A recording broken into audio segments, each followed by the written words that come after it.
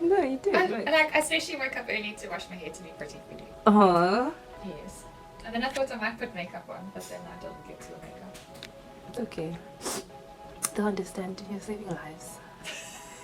So, hi guys, this is my beautiful surgeon, Dr. Dedekind. So I came to her when I was about to do my bilateral, right? Well, you needed surgery. You had finished your chemotherapy because you had neoadjuvant chemotherapy.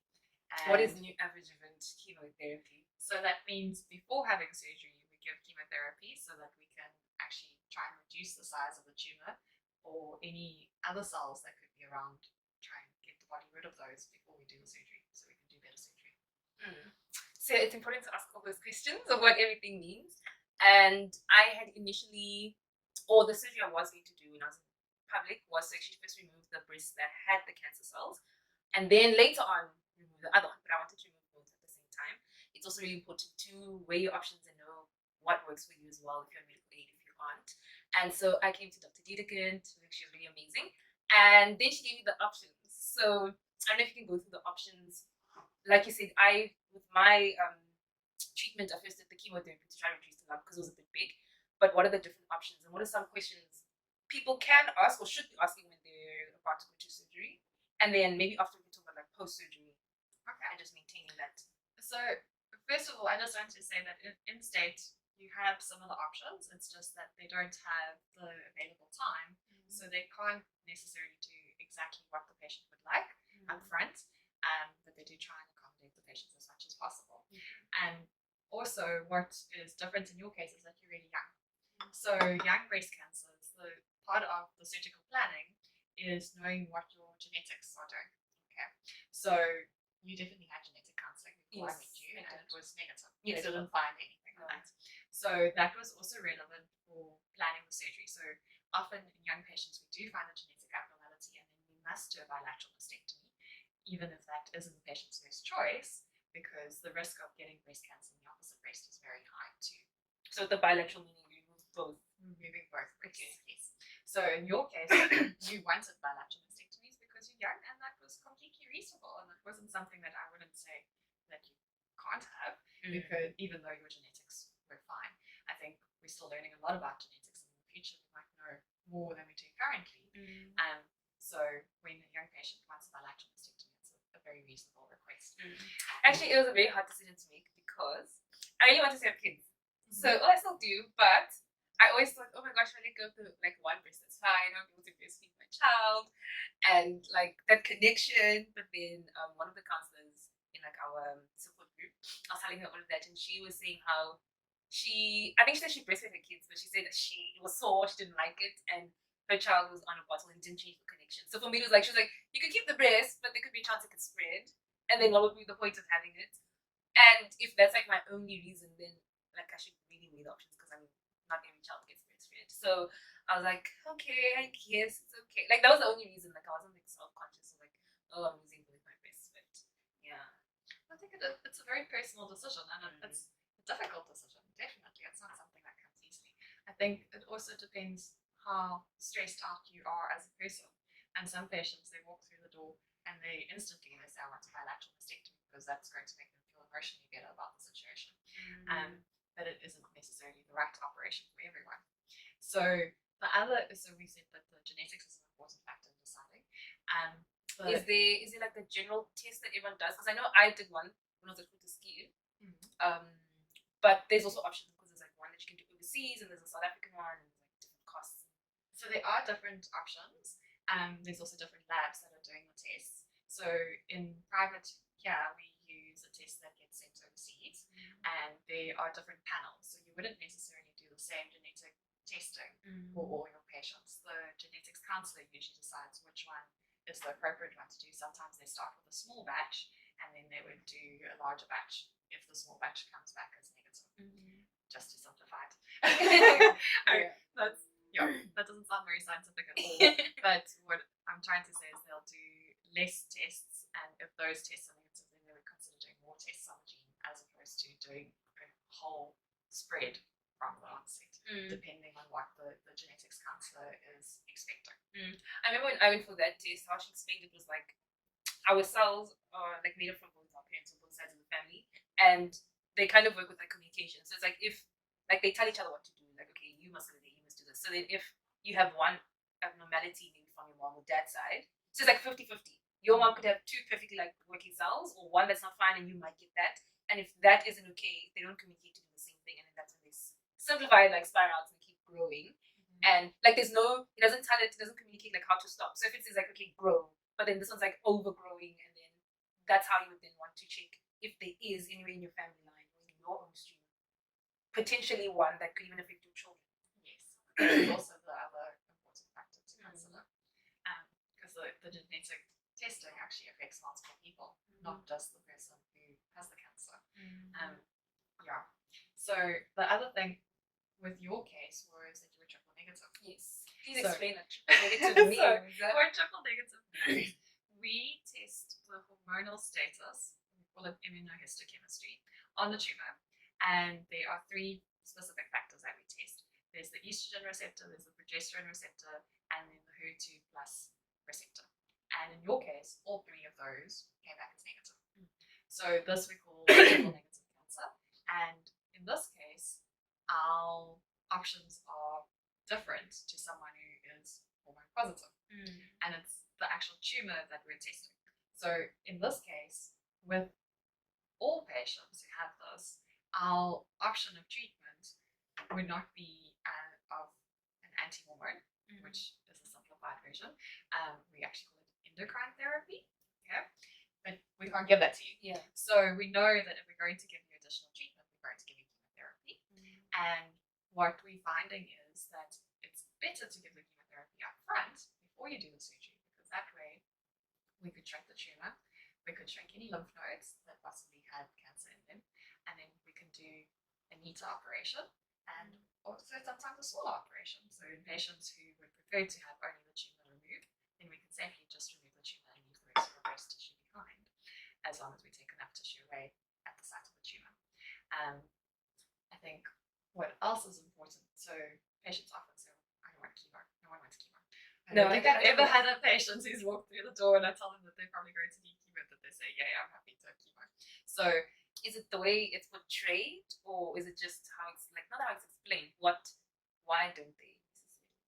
I think everyone has been touched by someone who's had cancer, and somewhere along the line there's been a bad experience with chemotherapy. So the general perception out there is that chemotherapy is really bad and that it makes you feel terrible.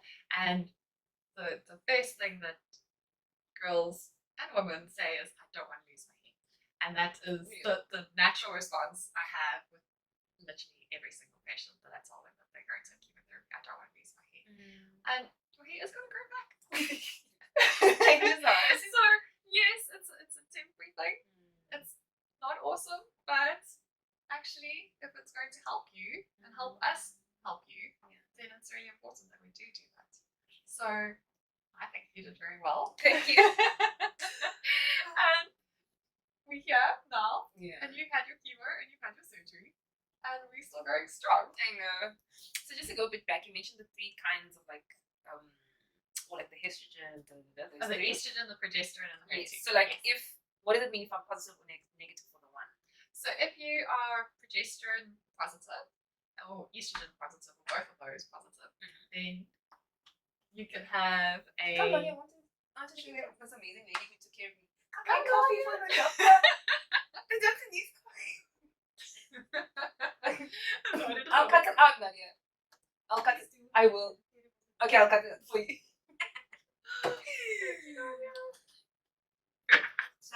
No, sorry. So with those, you have the second option of endocrine therapy in addition to chemotherapy. But with those patients, we have an additional test which we do called the OncoDX, which tells us is there actually going to be a benefit of chemotherapy. Okay. And then if you are HER2 positive, then there is an amazing targeted agent which is called Herceptin, which we definitely would like to give you, well, the oncologist, because we know it works really, really, really well. Unfortunately, that's not available in the state, but they have a biosimilar, meaning that there's a generic that was released. So it's getting cheaper. So hopefully in the future we'll have it available in the state hospitals too. But it really, when patients are HER2 positive, we're really happy from the perspective that we have another treatment option. So they wouldn't do chemo. So they would do chemo, Okay. but they would also do Herceptin. Okay. And for them, would it mean the chances of removing both their breast or a breast is less because it might actually reduce So with the Herceptin, with the HER2 positive patients, we find that the tumors respond very well to chemotherapy and the Herceptin. And with triple negative tumors, we also find that they respond very well to chemotherapy. And those patients, the HER2 positive ones, we would also offer chemotherapy before surgery. So that leaves us with the estrogen and progesterone positive ones who we don't usually give chemotherapy for before surgery. And the reason is because those tumors don't necessarily respond as well. Okay. So then in that case, what would the option be for someone if you don't give chemo first? So if we don't give chemo first, then we would do surgery. So the mainstay of surgery is mastectomy versus wide local. So wide local is when we just remove the tumor with some normal tissue around the tumor and we leave the rest of the breast behind. But in that case, we should give radiation to the rest of the breast so that we're treating the whole breast. So radiation and surgery go hand in hand from a localized treatment. So I won't tell the patients it's the breast and the armpit gets treated with those two modalities, whereas the chemotherapy and the endocrine therapy is systemic. So that's going through the whole body. So they work differently, but the whole package together is how we sort out the patients. Okay, and then I'm trying to think of we also have to talk about the armpit. yes, the lymph nodes. Yes. Okay. So not only do we have to do surgery to the breast, we have to assess the lymph nodes. So if we're not worried about the lymph nodes, as in we can't feel them, or radiologically on ultrasound or mammogram they don't look worrisome, then we can do a sentinel lymph node biopsy. What that means is we inject a special dye into the breast on the morning of the surgery, and that dye will go to the lymph nodes where the cancer cells are most likely to have gone. And then we can remove those exact ones. In your case, we tested those while we were asleep. And then we were still worried, so then we took out more lymph nodes and we did an axillary node clearance. In patients where we are worried about the nodes from the start, then we can't offer them a sentinel lymph node biopsy. We usually have to do an axillary node clearance. But in those patients, we come again to the option of giving them chemo before surgery and trying to shrink those lymph nodes and get rid of the cancer before doing surgery. So if it has got a lymph node, that means that it's potentially spreading. Exactly. Yes. So the first place that the breast cancer will go after the breast is the lymph nodes, and then if it's in the lymph nodes, then we are worried about spread elsewhere because it's already skipped one part of the body. And then we would do a staging CT chest and abdomen. That's our standard in private practice. I know at Tigerberg they are doing that for some of the patients. I'm not 100% sure about where to ski right now, but I think they were also heading in that direction. There are other tests that you can do for staging. It doesn't have to be a CT scan, but that's what we do here. And then that would help us know how do the lungs, the liver, and the bones look. We don't usually do a brain scan unless the patient has new symptoms related to their neurological function. Yeah. And do you treat other cancers, or do you usually do surgery for breast cancer? Do you do prostate and Me? Me? I only do breast and thyroid. Prostate urologists usually do. Okay. I wouldn't know even where to start with taking out a prostate. But coming back to prostate, what is important is patients who have a family history of prostate cancer in the family, where it's a young person, there can also be an increased risk of breast cancer. So that's really important to know. I think also coming back to family history, some people have the impression that if it's from your mom's side that it is significant, and if it's from your father's side it's not significant. That's not true. Like you said, the genetics counselor explained some cells from your mom, some cells from your dad. So I think that's a misconception that we really need to get rid of, because there's a lot of patients who come with a family history on the father's side, and then there's a significant risk of them having breast cancer too. But the prostate cancer, why I mentioned that specifically is there's the BRCA gene, and that's what we're looking for in young patients because you're much more likely to get breast cancer at a young age, and the prostate cancer fits into that bracket. And then I think then maybe like post surgery, like what maybe what like wait, we didn't finish the. So if you have a mastectomy, you can have reconstruction. oh yes. Okay. So I think this is also an important thing to chat about. Definitely, I always chat to my young patients about reconstruction. So there's two main options.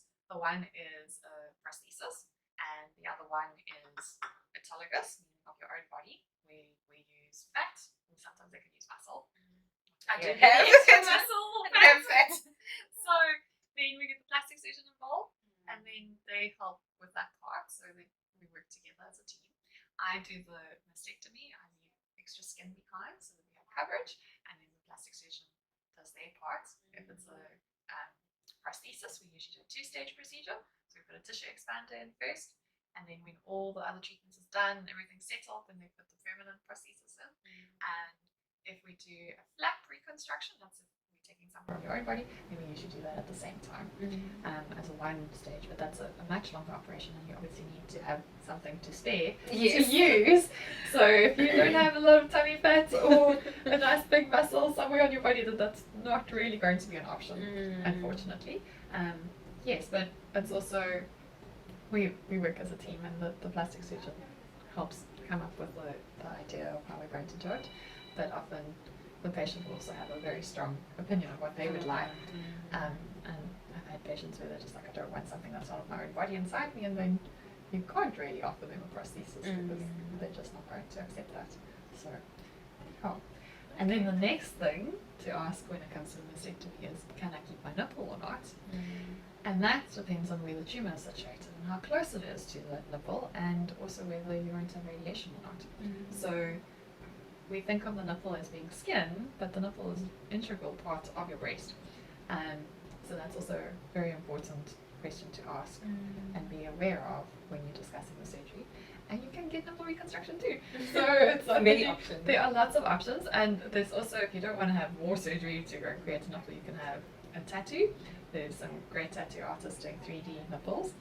I know the one plastic surgeon I work with, she has a tattoo artist who can even make you a temporary tattoo, like you do, like kiddies have at kids' parties, temporary nipple tattoo, so that you can check them out and see if you do you like it, does it work for you, as opposed to going and having it and not liking it. So there's lots of options available. Yeah.